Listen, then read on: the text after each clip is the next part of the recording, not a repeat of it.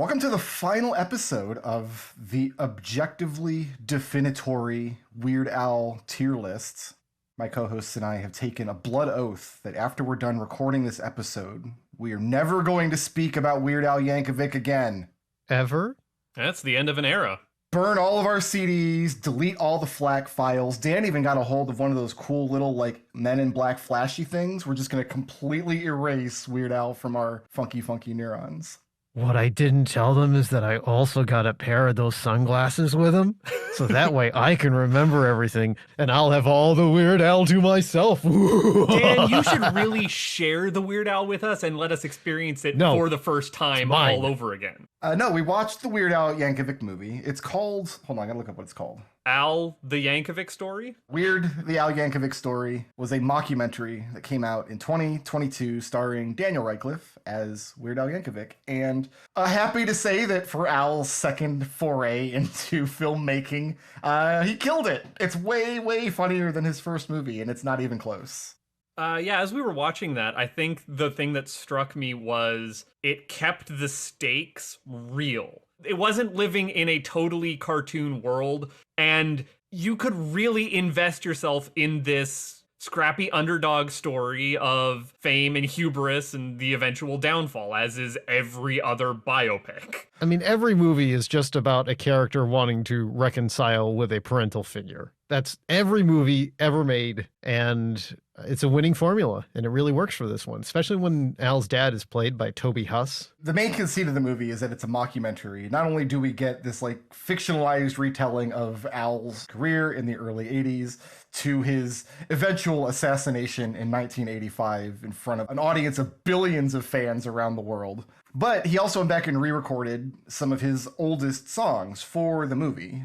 For what it's worth, Radcliffe is doing a fantastic job embodying Al, and his lip syncing is fantastic to watch. He's hamming it up and having such a good time. I'm not sure about you guys, but watching the movie, it felt to me like, I can't believe this thing actually got made. You know? It's just a bummer this wasn't in theaters. Oh, that's going to hurt forever, isn't it? Yeah, it premiered on the Roku channel, which means nobody is subscribed to the Roku channel. It's just a thing with commercials. So the first two times I saw this movie, I had to watch it with commercials. That's brutal. You should invest in uBlock. It's I didn't really prepare a history corner for this movie. So instead, I just got a few fun facts, namely that this film was directed by Eric Appel, part of the Upright Citizens Brigade, one of the big wheels at the Funny or Die factory. But this movie was his feature film debut. And it was still very cinematically shot. The score for the movie was done by Leo Bierenberg, I think that's how you pronounce his name, and Zach Robinson, who you guys might better know as the people who do the score for the Cobra Kai show. Mm-hmm. A TV show that has no real score to itself. It was definitely a lower budget production, in that for streaming service vein. This was never going to be a blockbuster. But yeah, I do think Roku should have done a limited theater run with it. At least just get it into consideration so it could win the Oscar. Yeah, exactly. You say lower budget, but clearly Weird Al, being the elder statesman of comedy musicals, he pulled a lot of strings and got a lot of people to lend their talent to this. I'm thinking specifically of that pool party scene. Just incredible. It wasn't until my second view when I was watching the pool party scene again, I'm like, wait a minute, that's Conan. Yeah. There he is. Al was like, I went through my Christmas card list. This is the kind of harvest you get to reap after 40 years of being the nicest guy in the industry. This movie was made in maybe a year and a half, tops. I mean, that seems really fast turnaround time for a movie for me. It really does a lot of plant and payoff constantly throughout the movie. And even then subverts those plants and payoffs. What do they make at the factory? We never find out. And it's funnier that way. It is funnier. That's the better joke. I think Brick and I landed on one bit that they could have done differently, which would have been a better joke, was cutting to the dad at the end having lost his other hand. Oh, yeah. Yes. But when I think about a movie and I'm like, oh, there's only one thing I'd want different, that's an A+ movie in my book. Oh, yeah. This is an S tier movie, and I'm going to watch it 100 more times. I can't even call this a mockumentary. It's not shot and filmed You're like right. a traditional documentary. I mean, we don't really have a term for a fake. It's a mocku biopic. Can I suggest, because we do have biopic, can we call this a Yankovic? No, Damn it. no, shooting that down. A Yanko pick. In the years leading up to the movie, for whatever reason, Al was in every cartoon. So we need to discuss some of these cartoons that he's been in. Let's start with this one.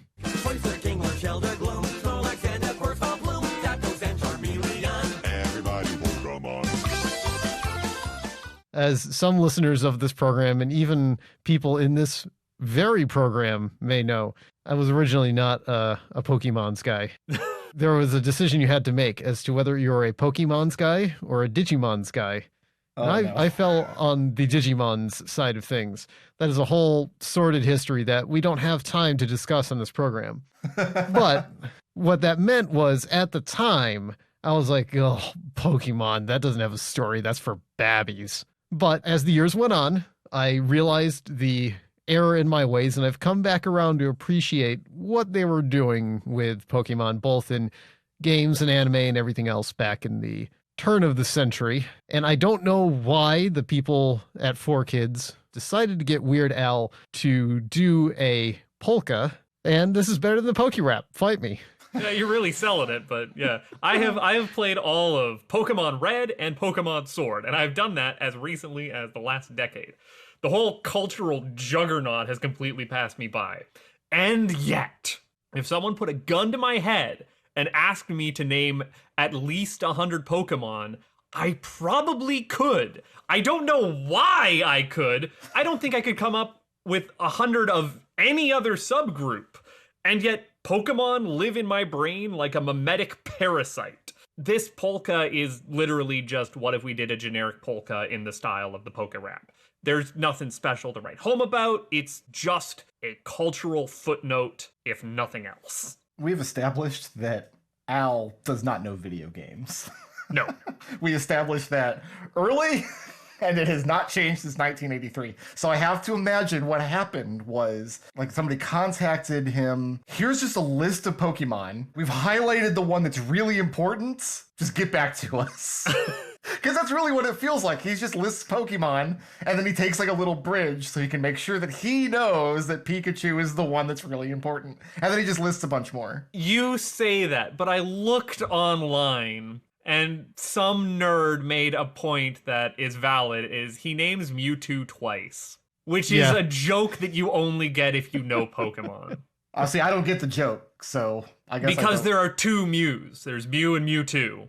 That's the joke. Oh, it's not a very funny joke. It's not. Nothing in Pokemon is very funny. You have to forgive. I only started liking Pokemon since Shield came out. And Pokemon is a very generational franchise. Like, if you get into it in middle school, you'll stay into it forever. But I was already, like, about to graduate high school. I so- was dead on target audience, and it still passed me by until Sword came out. Like, I'm in the same boat here, bud. Okay. I still gave this polka an A because it is a polka. And I would have given it an S if he had done all 151 Pokemon. I think he copped out. I want my 7-minute long polka with every single one of them. It gave me a Nations of the World vibe. But then I'm listening to it, I'm going, oh, it's got that Schnitzelbank vibe. Oh, Yes! Schnitzelbank. That's what it is. Oh my god. That's exactly what. Oh. That's what it is. It's Schnitzelbank. Nah, again, this is just feels generic polka with let's just cram as many Pokemon words in. And it's not even as creative as Hardware Store. This gets a B for Bulbasaur, the best Gen 1 starter, fight me. I gave it an A because it's a pretty good polka. There's definitely some instrumentation that's going on in here that was not going on because this came out in 2001 or so. So we just came off of Running with Scissors. It's going a little more German. Like I said, it's got that Schnitzelbank vibe to it. Schnitzelbank is definitely a 90s kid thing. Yes. Oh yeah, they say love goes on long after the grilled cheese sandwich is gone.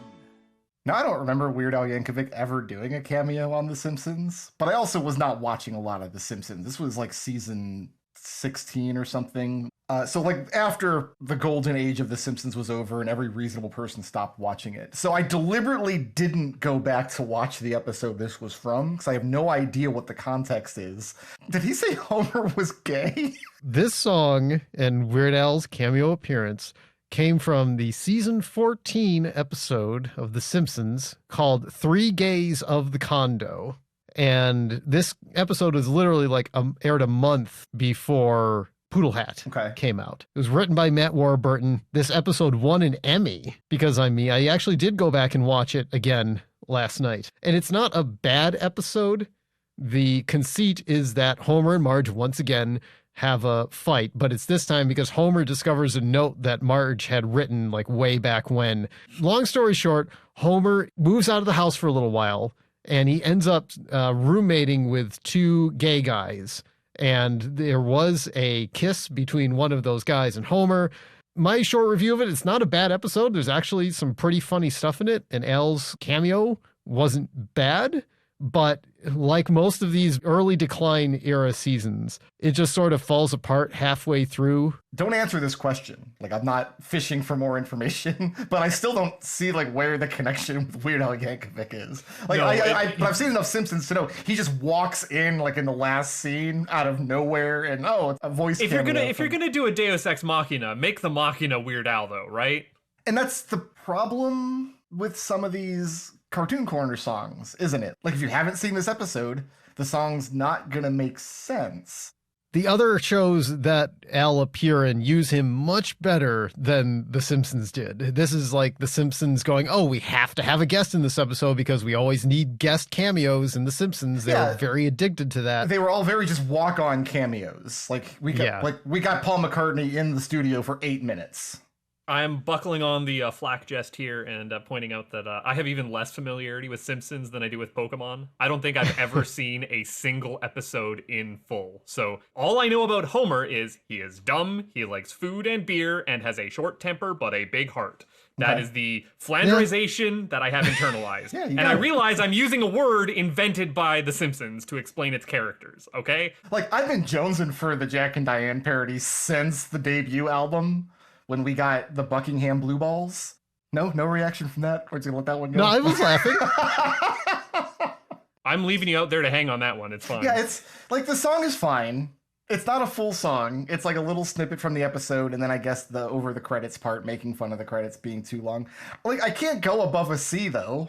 There is a longer version of this song. When they did the Simpsons Hollywood Bowl concert a few years ago, the writers went back and wrote an actual, like, more song-like version of it that was played live. My note was, the truncated nature of it is kind of a drag. All you have for the connections between Homer and Weird Al is Weird Al sings a lot about food. Homer likes food. That's basically it. That's the joke of the song. And Al being like, it's great to be on The Simpsons. Oh yeah, he loves The Simpsons. I'm just gonna say it, okay?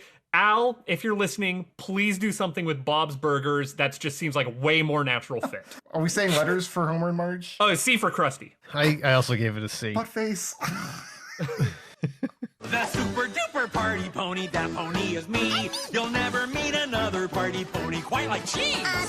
Hey, good looking, want some mayonnaise? My parties are all off the hook. I would like to refer our listeners to the Twitter account PunkitDev.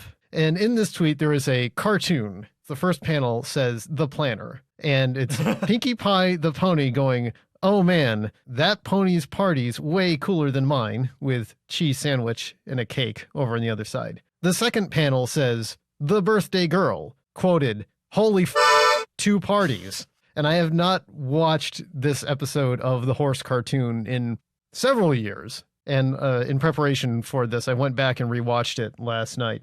And this song is merely just one snippet of a full musical episode that has Weird Al entirely through it, doing some music delivery and singing in ways that he normally doesn't do. Like Cheese Sandwich gets kind of angry at times, and sometimes Al is funny when he's angry. I've watched, I want to say, 3 or 4 seasons of Pony Times, and I don't remember much of it. I know that they snuck in the Dude and Walter Bowling in the background later on. That's about it. So I could not tell you the plot of this episode for the life of me. Pinkie Pride was written by Amy Keating Rogers, a writer that we know from the Powerpuff Girls. And she wrote the lyrics to the song. The music was written by Daniel Ingram, but they're on the record as saying that they worked with Weird Al a little bit to work things in. You know, it's a perfectly fine episode. There's a lot of real good Weird Al singing, and the character he plays, Cheese Sandwich, is pretty funny. If you're an Al fan, you'll probably appreciate some of the references, but even this song is not, in my opinion, not the best song in the episode. You watched this more recently. Can you clear this up for me? Cheese Sandwich clearly plays the accordion, which is quite the task to do with who. And I swear that his cutie mark, which is a grilled cheese sandwich cut in half being pulled apart, looks like an accordion. It's even got the grill marks the right way. But no, he's the party pony. Yeah. Why? You're not going to make me explain this, sorry. I am going to! I suspect This is why you are here! Before Dan gives us the actual reason, I suspect that when Al was approached, they let him name the pony, and he just thinks cheese sandwiches are funny. That was my suspicion. I mean, they are funny. Keep in mind that we just had grilled cheese sandwich in the previous song. Like Buttface, I also watched the horse anime for a couple of years, and what drew me in the first season was the production value on the music numbers in the show was phenomenal. Like, for me, it kind of tricked some of those switches that, like, 1990s Disney show tunes. Some of those songs are so fantastic, and that production dropped off hard after that first season finale. This episode's from, like, season 4 or something. This is season 4. Yeah. In context, like in the Pony universe, which songs are really good, this one might be middle of the road. Yeah, they peaked with the Smile. The Smile song was season 2. That was the peak. Yes. It kind of went downhill from there. The only part of it that I really enjoyed was, like Dan observed, Al is like a little angry at some points in the singing. He sounds like he's recording an album from the mid-'80s.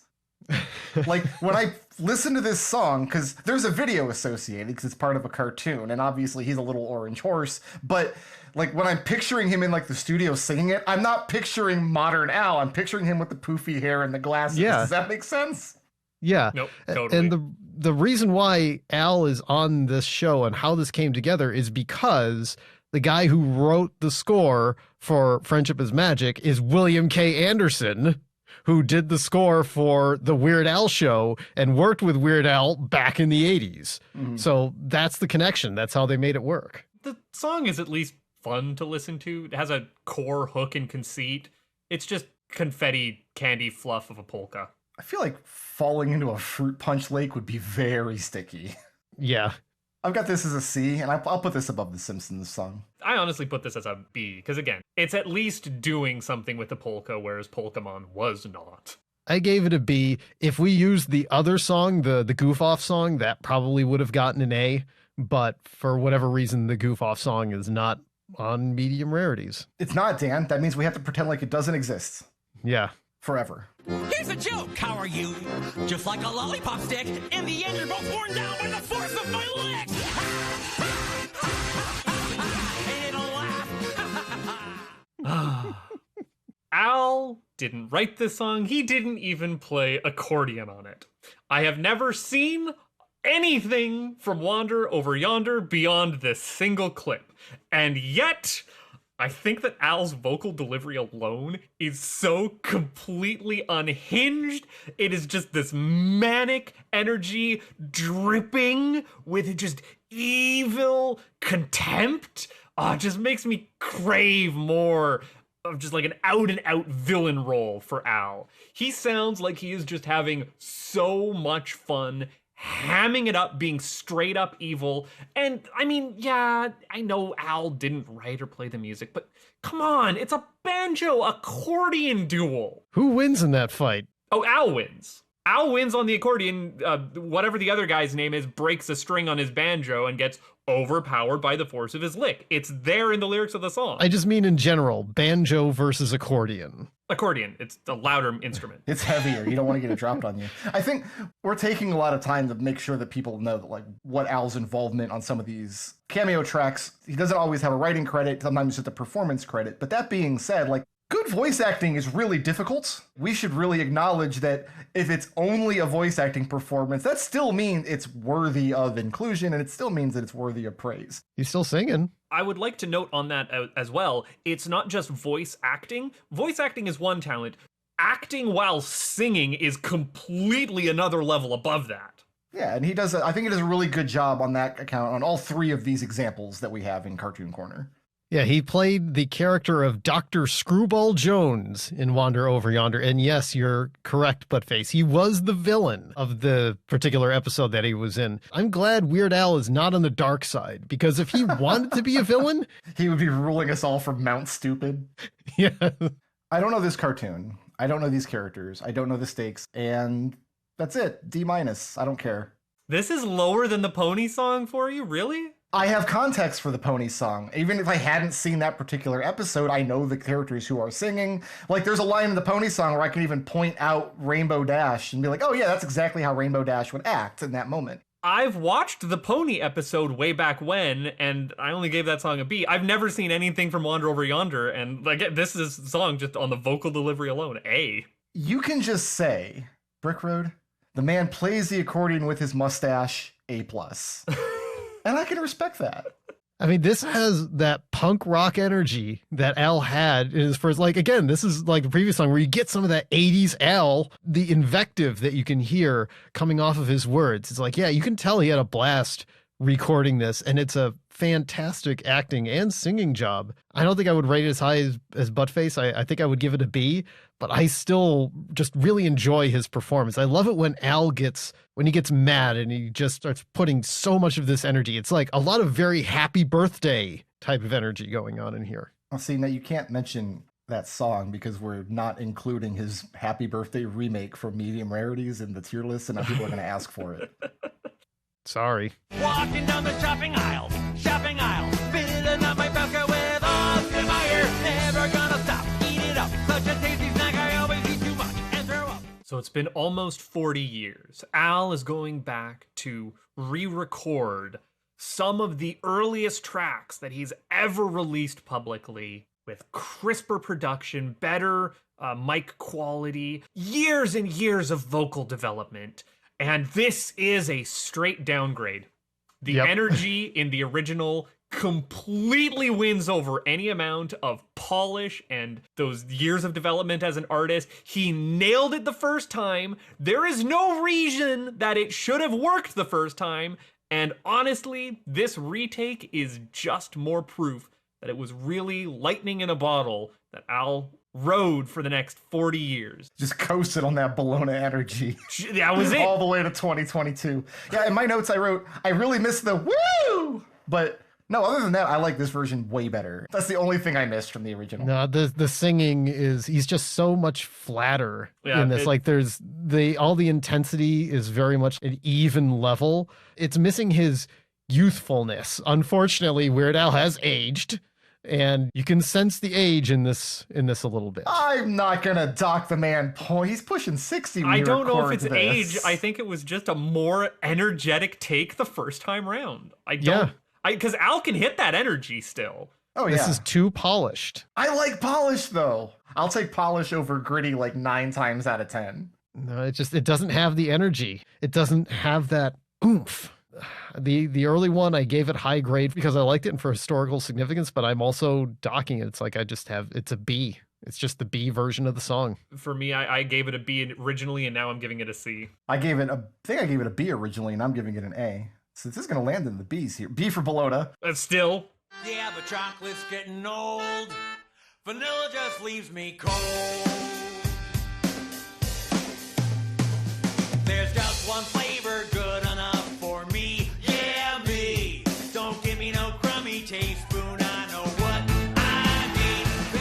Back when we recorded the first album way back in the year of our Lord 1924, I gave this song an S because I said at the time that it was an indicator of where Al's sound would go. And it turns out I was kind of wrong because, I mean, it did set the tone in terms of like parodic content, but obviously Al's sound would change. He would much more mimic the sound of the songs he was parodying. And I did mention that and talked about that a little bit. And I'm actually going to be less hard on this song than the previous one in terms of a re-record because it still has some of that punk rock angry energy to it. And I gave that song an S, and I still think it's an S with the re-record because I think some people will prefer it for that. It's just a really good song. I mean, I don't really care for Rocky Road, the ice cream. Like, if I'm going to Friendlies, that's not what I'm going for. You know what, Dan? I'm going to agree with you. If you put marshmallows in ice cream, you are a war criminal. They just get completely solid. You can't chew them. It's just air and sugar, and you're going to freeze it and put it in ice cream. No, sir. You know, I like this version of the song better. Because you have to keep in mind, he didn't just re-record his first album and put it out. He was making a movie. So this is a scene in the movie. Correct. And the scene in the movie and this recording of the song in particular, I feel kind of encapsulates like his whole career. Because he starts out playing I Love Rock and Roll on an accordion, which does not work. You can't do it. The song doesn't work. It's just awkward, and like the melody doesn't fit until the accompaniment comes in when his bandmates join into the song. So that's what this song, this version of it, has over the original version for me. And this is, I think I mentioned when we watched the film the other night, my favorite scene in the movie for that. You said like 7 scenes were your favorite scene, every scene of the movie. But I said this one first. It comes first! And as soon as they get out there, the guitar and the percussion come in, and the song immediately gets better, and the crowd immediately gets into it. That's the energy that I really love from this version of I Love Rocky Road. Yeah, look, this is a straight upgrade. I gave the original a B minus. The build on this is what makes it work in the movie. I kind of wish that it started out with the full band, like that full energy. But Brick's right. You know what? The back half of the song is such a boosted sound of the original. It adds this dynamicism to the song as it progresses, right? And I think it needs to be said, 40 years later, Al finally learned. Ditch the hand farts. Yes. It's an S-tier song. I had this in a very high A. Nope, completely elevated. You lost the hand farts, the improved recording. It is so much better. Another one rides the bus. Another one rides the bus. Ow! Another one rides the bus. Hey, hey! Another one rides the bus. Hey, hey, hey, hey, hey. What I really value in a Weird Al parody is strong lyricism. I want the lyrics to be funny. I want the lyrics to match the cadence of the song. And I want the lyrics to be worth listening to. And that's where he stumbles for me a little bit. It's in his earlier albums, especially in the debut album. I like My Bologna. I like Rocky Road. They're obvious. The jokes are kind of tepid. The rhymes, like you see them coming. Another One Rides the Bus has much better lyricism. It's just a much funnier song in terms of the words going into your brain and the way that they're getting in there. And my only problem on the original album was the production value sucked. So here we have a version of the song with the best lyricism on the album and a production value that is astronomically better. Plus you have the addition of all the little instrumentation that they threw in. Yeah, this is my S-tier song from the Weird soundtrack. I absolutely adore this version. It's definitely my favorite scene from the movie. I was knocking My Bologna for having a downgrade on the energy, but Al is giving that same energy as the original take here for his re-record. So I gave the original a D, but it's just, it's recorded and mixed to have a lot more of an impact here. Being fair, it is still a fart-filled journey on public transit, but that's the only part that sounds like being inside of a bathroom. I'm just gonna say it. I liked the psychedelic reverb-filled fade-out. I liked that on the original. It was one of the better parts. But that is a small price to pay for just how far this song comes on the re-release. It's a B. You Buttface! The original I gave a D. I'm giving points on. I'm taking points off. I don't want to listen to the hand farts, There's guys. a whole system. There's a whole... Ricky, who is notorious for sinking Eat It for the farts, even though the farts were part of the joke and the misdirect, is giving this song an S. Yeah. You will give this song an S. I command you. I did. No, I'm talking to Buttface. I'm saying that you will obey. I gave Rocky Road an S. Guess what? It doesn't have hand farts. Dan, you like this for S? I do like this for S. Even though this is a re-record, it still keeps my favorite part of the original's lo-fi production. And that is that Al's mic is just a little too hot. You can hear it when, he's got just a little bit of that analog clipping. It's got a little bit of fuzz, and that's what gave that real just like energy. Here, they're banging on the accordion case is replaced with the crowd getting into the song. And I think that's an element that really adds to the energy, especially with the context of how this is in the movie, right? Mm-hmm. This is the big pool party scene. Bunch of weirdos who are like, who's this weirdo walking into this group of weirdos? All the best weirdos of the 1970s and early 80s. Yes, exactly. Including the bassist from Queen. They're keeping the spirit of what made Another One Rides the Bus so compelling in that lo-fi aesthetic, while making it a little more listenable for people who might not like that lo-fi aesthetic. Making it a lot more listenable. Speaking as somebody who, that's my only real criticism of the original song. Look, Dan, I appreciate all the hot air, but still. Better give me all your Gosners. This patient's fading fast. So way back in the year 1904, we talked about Like a Surgeon. I think my main knock against the song and why I didn't give it S tier was the drum production. I went back and listened to that very carefully with Madonna's original. And this song fixes that problem. It's like, oh yeah, the drum production in this sounds much nicer. I think the main thing about this version as compared to the other versions is that it's a much straighter re-record. Like, he's not reproducing the sound exactly, but he's not really changing a lot of it either. This is like, what if Weird Al decided to do Like a Surgeon using his modern songwriting and production techniques and things like that? I also called out in the previous one the doodly dot dee dot, and it's here as well. I'm not sure if it's as good as the original, but I still like it a lot. It still has that compelling thing where it's like, yeah, when you hear it, it's like you want to do that as well. When you hear that, you want to do the doodly dot dee dot. All right, that's the second time you've done it just today. I know. It's compelling. I still can't give it an S though. It's still an A tier song. Really having a hard time deciding which of the two versions I like more.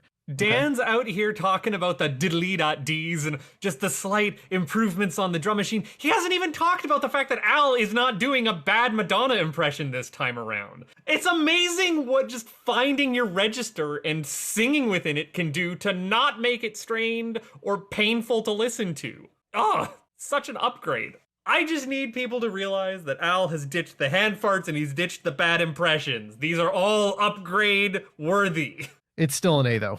I gave the original a B, so upgrades from there go A. Of the songs he re-recorded for Weird, I think Like a Surgeon is the most similar to the original, to the point that I have to give it the exact same grade. If I listen to the two songs back to back, which I've done, I don't have a preference between the two. And I gave the Dare to Be Stupid version a B, and I'm giving this version a B. That's it. An Amish with a tood, you know that's unheard of. I never wear buttons, but I got a cool hat. And my homies agree, I really look good in black, fool. Your boy can rap. Who knew? Even in 1985, Weird Al was rapping up a storm. This song, the original recording from the Grammy Awards in 1985, predates Coolio by 11 years or something. That's insane. We've established Weird Al has a time machine. This should not come as a surprise to anybody. Here's my problem. The list of things that I will memorize forever, ever, ever, and instantly recognize, like the Mysidian legend from Final Fantasy, and then my wife's birthday, and then Al's vocal delivery in the Bad Hair Day version of Amish Paradise, and then like a chronological list of every Robot Master from Mega Man. So when I listen to this version of the song, it's like this uncanny valley of his vocal delivery is like, I can't say whether it's better or worse. It's just different. It's not familiar. I know, and I literally listened to both versions of the song and went back and forth, and I'm like, can I really criticize the new delivery, or am I just not familiar with it? Al's doing a bit of an accent in the original tape. It's subtle, but listening to these back to back, you can tell. That said, I think I like this delivery more because he knows the lines that are the crowd killers now. Like, you're right. Hits that delivery extra hard on that final verse. Like, he knows this is the one that gets them to go wild on stage. Yeah, and you know what? He does that in his live shows too. You know what? That's an improvement. This has been field tested and improved. It's new and improved, guys. We found the new and improved. Everyone always slaps on the box. Oh, Reginald, I disagree. What? The reason why I disagree, one, is that the chorus is flatter. It's leveled out and sanded down. When he goes, I'm a man of the land, I'm into discipline. It's like the new delivery, not as good. I've got that bounce for that line, which is... Not into discipline. Yeah, he's doing it with an accent in the original. Well, I don't think he'd call it an accent. I think Buttface is right. I think that's exactly what's missing, is he was used to do the accent and now he's not. I mean, the song is still extremely good, don't get me wrong, but if the original was S, I'm going to dock this a grade. It's going down to A. A whole grade for basically identical. Yep, I also have this as an A. Nope, I still have this as an S.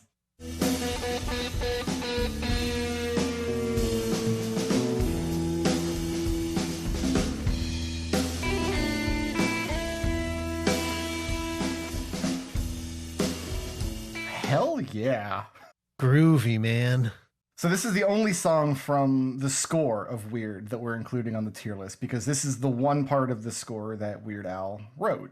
And he wrote just this groovy bass line that goes into this just manic percussion, just comes at you. And in the movie, the conceit is he's on stage, like he's in his lowest point, he's on a bender, yelling at his audience and making fun of them. And the band's just like, yeah, let's just give him a backing track.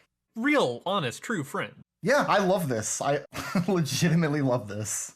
It's got that real Doors energy. Feels like it's gives cut off those music from Craigslist Craigslist vibes. Yeah. Mm-hmm. Oh, I should play it again and just go ahead and give it a Craigslist. See if it fits.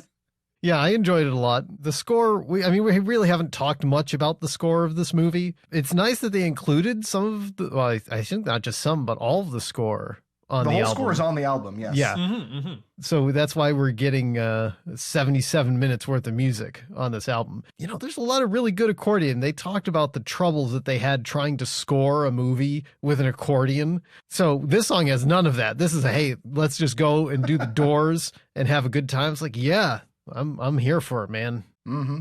Yeah, my only complaint is that it's not 27 times longer. They need to hashtag release a jam session album. I have this in A. Yeah, as far as score and Doors energy goes, yeah, it's very much an A. Nah, it's just a B. It's not even a comedy song. Well, now you know. Look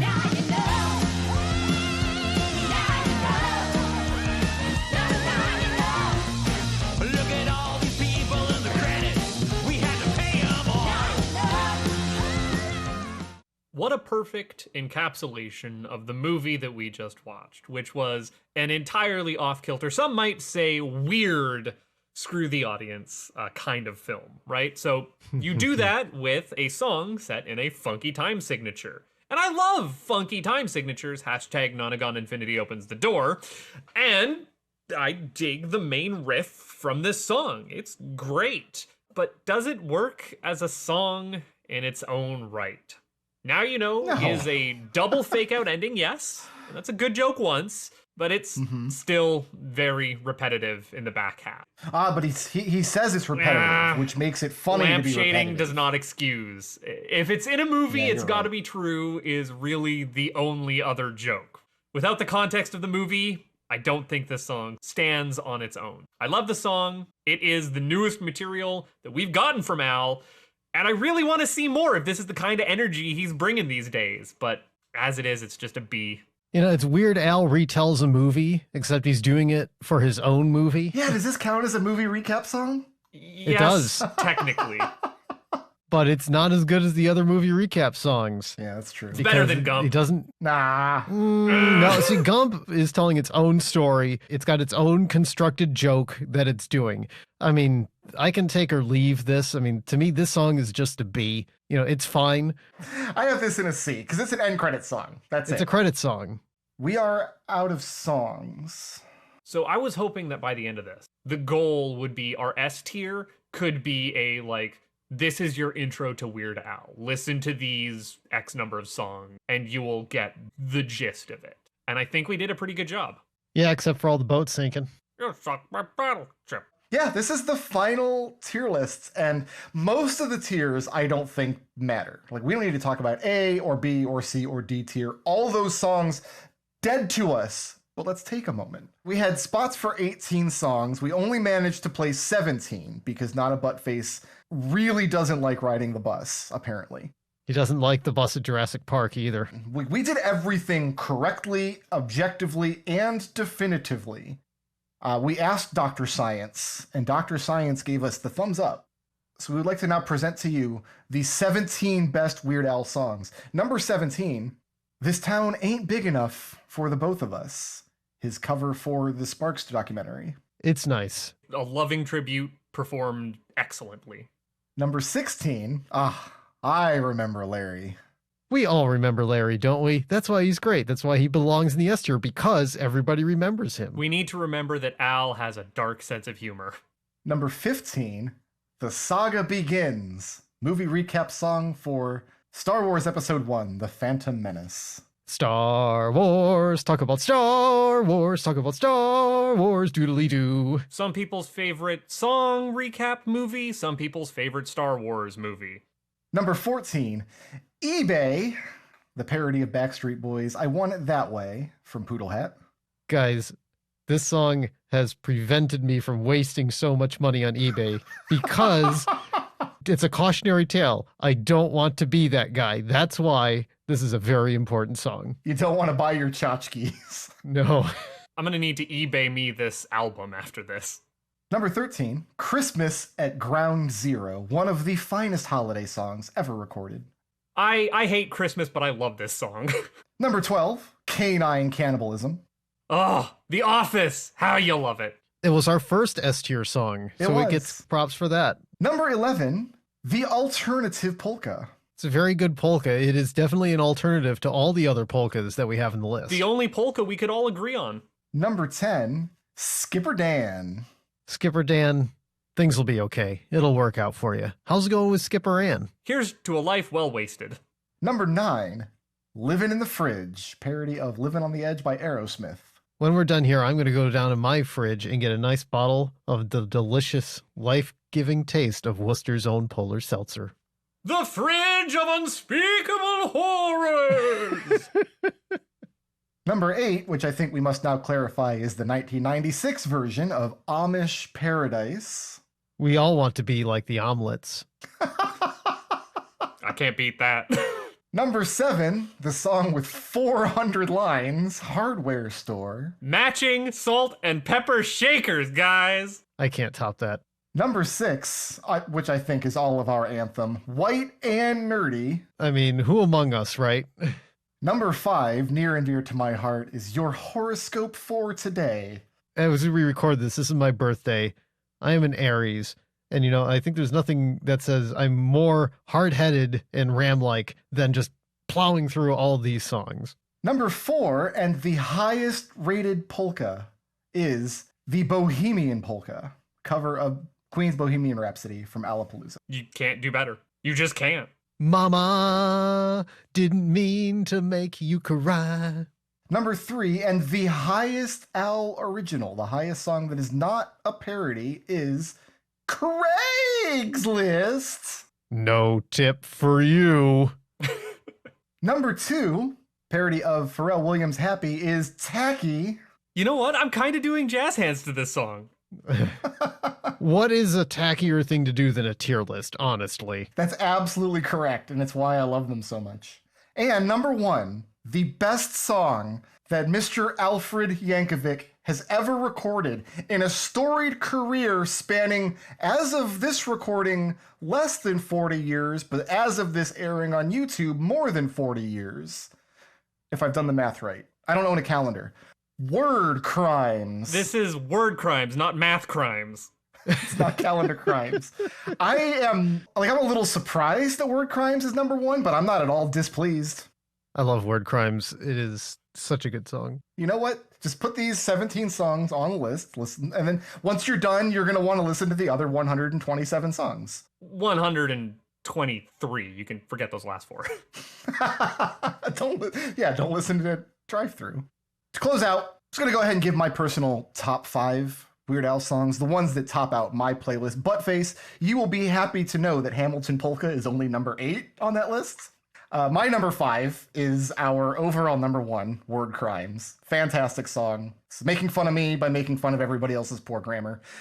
Number 4, I have Perform This Way, which is a fantastic song and one of the most striking videos he's ever put out. Number 3, obviously, I have to give props to Hardware Store. One of the most gimmicky and weird songs he's ever made. Number 2, very near and dear, very special to my heart, Your Horoscope for Today, and my favorite Al original. And then my number 1, my favorite song in the whole canon is Tacky. I have one song here. It's the one that got away. There is a song in the tier list that, going back through all of the joy we've shared, I'm like, I really should have rated that song higher. I looked very careful at every song I gave an A to see if any of them got bumped up to an S. Was not the case, but I do have a B tier song that I really should have given the A to. I realize that I really do enjoy Everything You Know Is Wrong a lot more than I implied during that episode because I was doing a stupid bit. And I'm so sorry. I think there's nothing more true to the spirit of that song, which is in itself a series of bits. My personal S tier, I mean, I narrowed it down to the 5 songs. Starting at the bottom of number 5, I would have to put Amish Paradise. It is lyrically excellent. I love everything about it. If there is a song that Weird Al is going to be remembered for both positively and negatively, it probably is going to be Amish Paradise. After that, number 4, I would put Eat It. Eat It is a song that propelled Weird Al from novelty act to true master parodist. It is probably one of the most important songs in his entire discography, even if other songs may outclass it in lyricism or production or what have you. There's just something special about it, and that's why it's number 4. Number 3, I'll have to give it to Jurassic Park. Come on. I love that song. I love the video. It takes a song that people hate and transformed it into something beautiful, and it gave a man closure. Number 2, as I mentioned in the episode about it, Word Crimes is my number 2 Weird Al song, just because it is wonderfully written. But my number 1, It's All About the Pentiums. It is a nerd anthem that is extremely specific. Every computer person I know loves this song. We all identify with it. I mean, I'm not a big rap rock guy or whatever, but there's just something groovy about it. That said, the one that I think got away from me, if we were going back and re-ranking these, there is a song that I should have bumped from A to S. Unfortunately, I don't think it would have put it into S because I think somebody else also rated it in A. But it would have been I Lost on Jeopardy. That really is an S tier song. It is the elevated parody. It replaces the original. The production on it is great. The story it tells, it's great. And of course, you've got Don Pardo calling you a complete loser. It's the whole package. For me, my top 5 Al songs, starting at number 5, was actually our first S tier, as we pointed out. It's Dog Eat Dog. I love the mocking enjoyment of corporate culture. It's great. Moving on from there, we have Craigslist at number 4. Just the jam session song to end all jam session songs.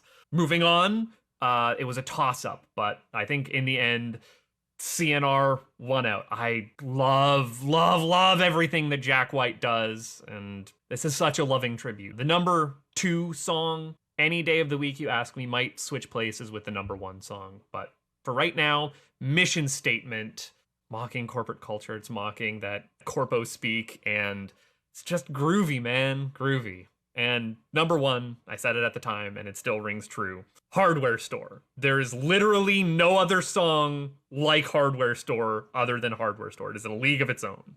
I sunk the boat on some of your favorite songs, and I feel bad about that, guys. I was maybe a little too hard on Yoda for not having the guitar sizzle that it needed, but I think I really need to go back to Alapalooza and keep my goddamn mouth shut so that we could have let Achy Breaky Song go in F tier.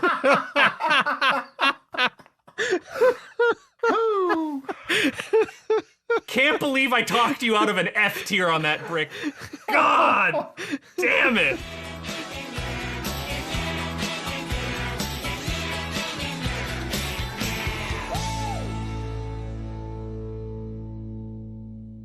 Should I do the fake out ending joke in the finished video there? Yes, absolutely. Like, maybe I will.